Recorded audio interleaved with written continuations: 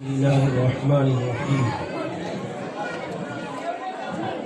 ألا إن أولياء الله لا خوف عليهم ولا هم يحزنون الذين آمنوا وكانوا يتقون. صدق الله مولانا العظيم وصدق على رسوله الكريم ونحن على ذلك لمن الشاهدين والشاكرين والحمد لله رب العالمين.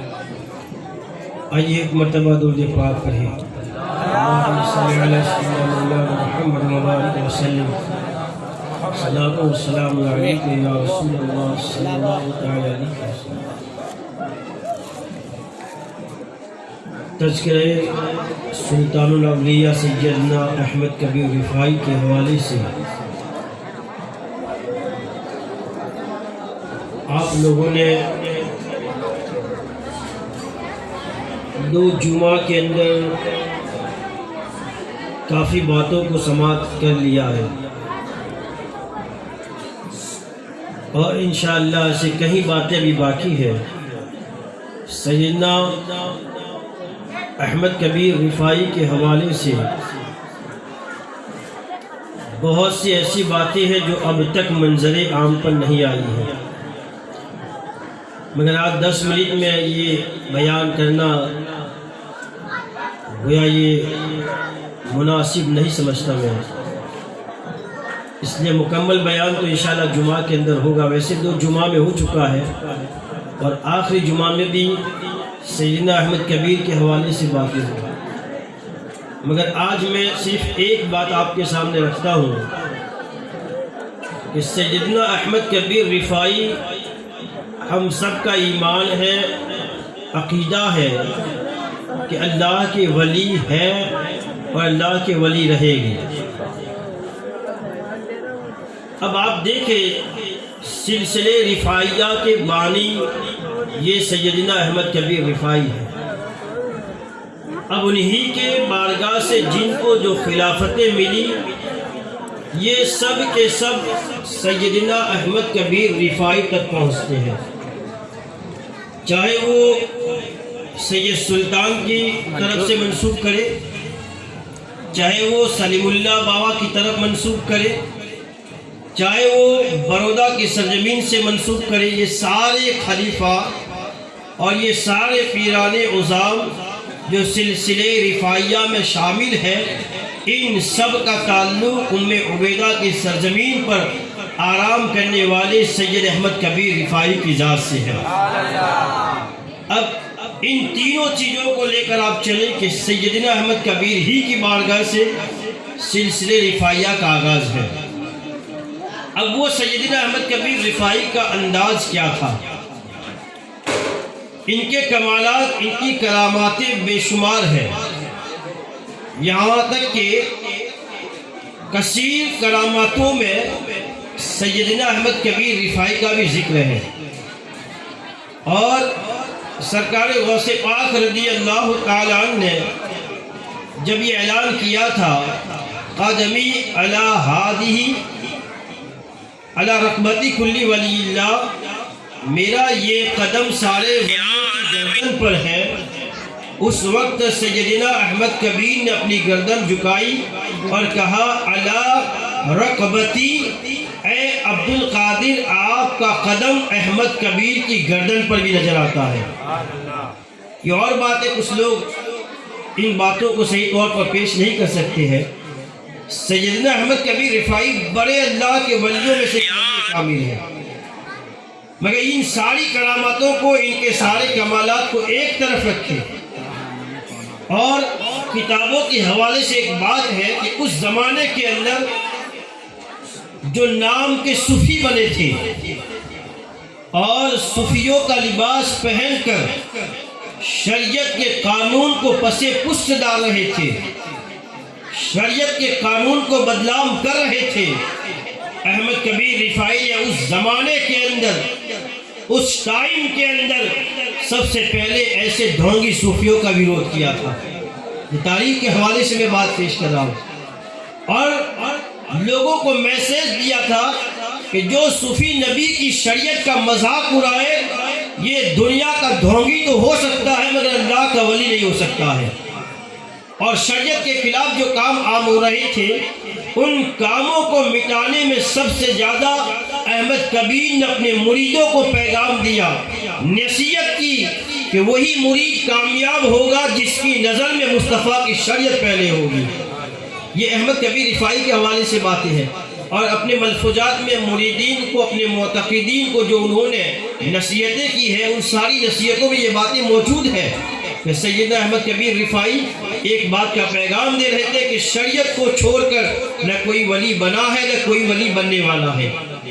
آج احمد کبیر رفاعی رضی اللہ عنہ کے نام سے ہم جو بھی محفلیں سجاتے ہیں، شریعت کی حد میں رہ کر قانون اسلام کے تحت اگر محفلیں سج رہی ہے تو یقین جانو یہ محفلیں بڑی بابرکت والی ہے، کیونکہ آپ تاریخ کے حوالے سے دیکھیں احمد کبیر کی محفل میں جو بیٹھتا اگر وہ کان سے بہرا ہوتا تو اللہ احمد کبیر کی محفل کی برکتوں سے اسے سننے کی طاقت عطا کر دیتا ہے۔ یہ کرامت احمد کبیر رفاعی کے حوالے سے ہے۔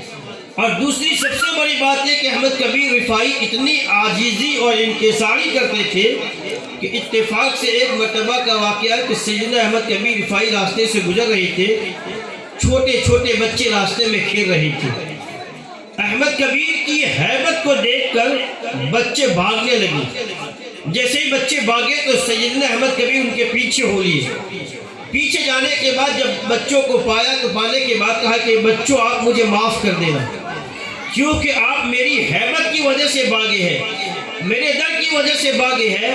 احمد کبیر ان بچوں سے معافی مانگ کر دنیا کو میسیج دیتے کہ اللہ کا ولی بڑوں کی بات تو چھوڑو، قوم کے چھوٹے بچوں کو بھی تکلیف دینا گوارا نہیں کرتا ہے۔ اب آپ سوچیں جب اللہ کے ولی چھوٹے بچوں کو تکلیف دینا گوارا نہیں کر سکتے ہیں، اور یہ بات کسی اور کی نہیں سیدنا احمد کبیر رفاعی کی ہے، آپ مرید ہیں، آپ احمد کبیر کے چاہنے والے ہیں، احمد کبیر کے ماننے والے ہیں، تو آج آپ بھی نیت کرے کوئی ایسا کام نہ کرے جو شریعت کے خلاف ہو، اسلام کے خلاف ہو، اس لیے کہ جب چھوٹے بچوں کا اگر چوٹ پہنچے تو احمد کبیر ان کو معافی مانگے، ان کی بارگاہ میں ہاتھ پھیلائے۔ آپ بتاؤ جب آپ نبی کی شریعت کا مذاق اڑاتے ہوگے محمد عربی کو کتنا درد ہوتا ہوگا، نبی کو کتنی تکلیف ہوتی ہوگی۔ یہ ساری باتیں کتابوں کے حوالے سے میں باتیں پیش کرتا ہوں۔ آج دیکھیں احمد کبیر کے نام کا سندل تھا، برا ماننے والے برا مانیں گے، مگر میں کہہ رہا ہوں کہ آپ دنیا کے ڈھونگی پیروں کے مرید ہو سکتے ہیں، احمد کبیر کے مرید نہیں ہو سکتے ہیں، احمد کبیر کے غلام نہیں ہو سکتے ہیں، اس لیے کہ احمد کبیر نے تو پوری زندگی شریعت کی حفاظت کی ہے۔ اور آج احمد کبیر کے نام پر شریعت کے خلاف کام ہوا کہ نہیں ہوا؟ کتنا آج دارو خانہ پھوڑا گیا ہے۔ ان سے پوچھے نادانو تم احمد کبیر کے غلام کبھی نہیں ہو سکتے ہیں، کبھی تم احمد کبیر کا عاشق ہو ہی نہیں سکتے ہیں، اس لیے کہ احمد کبیر دنیا کے اندر خرافات پھیلانے نہیں آئے تھے، احمد کبیر تو دنیا والوں کو مصطفیٰ کی شریعت سمجھانے آئے تھے۔ یہ ظاہر کتنے ظاہر مرید ہیں، انہیں چاہے غلط لگے یا نہ لگے مجھے اس میں کوئی خوف نہیں ہے، مگر میں کہہ رہا ہوں کہ یہ دارو حرام کا کھانے والے ایسے ہی ہوتے ہیں کہ جن کے سامنے ولی کی بھی کوئی قدر نہیں ہوتی ہے اور ولی کو ولایت دینے والے مصطفیٰ کی بھی کوئی قدر نہیں ہوتی ہے۔ ایسے لوگوں سے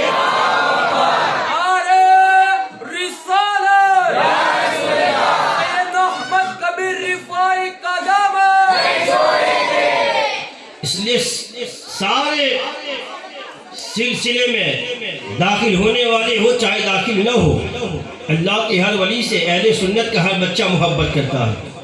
آج ہمیں بھی محبت ہے، تو آپ بھی اگر کوئی شریعت کے خلاف کام کر رہی ہے احمد کبیر کے نام پر تو آج توبہ کر لینا، اس لیے کہ قیامت میں اس لائق نہیں رہو گے کہ تم احمد کبیر کو منہ دکھا سکو۔ ایک باپ کے نام پر بیٹا اگر گناہ کرے تو باپ کو شرم آتی ہے، باپ شرمندگی محسوس کرتا ہے، باپ بیٹے کے گناہ کی وجہ سے، بیٹے کے کالے کارناموں کی وجہ سے باپ کو حیا آتی ہے کہ میں سماج کے سامنے کیسے منہ دکھاؤں گا، میں سماج کو کیسے چہرہ دکھاؤں گا۔ آپ سوچے جب باپ کا بیٹا گناہ کر لے تو باپ کو شرم آئے، باپ اپنا چہرہ چھپا لے، اب وہ غلام جو مصطفیٰ جان رحمت کی شریعت کا مذاق اڑا رہے ہوگے، وہ غلام کس منہ سے احمد کبیر کو اپنا چہرہ دکھائے گے، کس منہ سے احمد کبیر کے سامنے حاضر ہوگے. اس لیے اگر آج سلسلے رفاعیہ سے محبت کرتے ہیں, آپ ان کے چاہنے والے, ان کے غلام ہیں, تو آج توبہ کر لینا کہ آج کے بعد ہم اپنے باپ کے نام پر گناہ کریں گے مگر احمد کبیر کے نام پر کبھی گناہ نہیں کریں گے. اللہ کے ولی کو کیوں بدنام کرتے ہیں؟ آپ کو نہیں معلوم ہوگا کہ آپ کے اس کارنامے سے کئی لوگوں نے مجھ سے کہا کہ دیکھو یہ اللہ کے ولی کے نام پر جلوس نکالنے والے شریعت کا کتنا خیال رکھتے ہیں. یہ تو آپ کو سوچنا چاہیے تھا کہ آپ کے کارناموں سے اسلام کتنا بدنام ہوتا ہے. اس لیے میں ان گادیوں والوں سے بھی کہوں گا کہ آپ کام کریں شریعت کے دائرے میں تو اچھی بات ہے. اگر شریعت کے خلاف کام کرتے ہیں تو پھر آپ کا یہ کام نہ یہاں لوگوں کو خوش کر سکتا ہے, نہ قیامت میں محمد عربی کو خوش کر سکتا ہے. آج اگر کیا ہے تو توبہ کر لینا, معافی مانگ لینا, نبی کی بارگاہ میں ندامت کے آنسو گرا لینا اور ایسی توبہ کرنا کہ آج کے بعد اگر ہمارا جلوس بھی نکلے گا تو لوگ دیکھ کر کہیں گے کہ جب غلاموں کا یہ انداز ہے تو ان کے آقا احمد کبیر کا کتنا نرالا انداز ہوگا. یہ انداز ہونا چاہیے. آج تو دیکھا دیکھی ایک دوسرے سے حسد ہے اور حسد کی بنیاد پہ یہ ہو رہا ہے. میں سوچ میں تھا کہ آپ نے کہاں گھمایا ہوگا مگر کہیں دارو کھانے نہیں پھوڑے گئے, ایسے علاقے میں آنے کے بعد دارو کھانے پھوڑے گئے. یہ آپ کا حسد تھا, یہ کینہ تھا. اگر آپ کو سچی محبت ہے تو احمد کبیر کی تاریخ اٹھا کر دیکھے. وہ تو بیان کرتے انسان تو انسان, احمد کبیر اس بات کو بھی گوارا نہیں کرتا کہ مصطفیٰ کی امت کے اندر کسی جانور کو بھی تکلیف احمد کبیر کی طرف سے دی جائے. یہ تو جانور کو بھی تکلیف دینا گوارا نہیں کرتے ہیں, وہی احمد کبیر کے غلاموں کو تکلیف دے رہے ہیں. لہذا یہ غلام ہو ہی نہیں سکتے ہیں.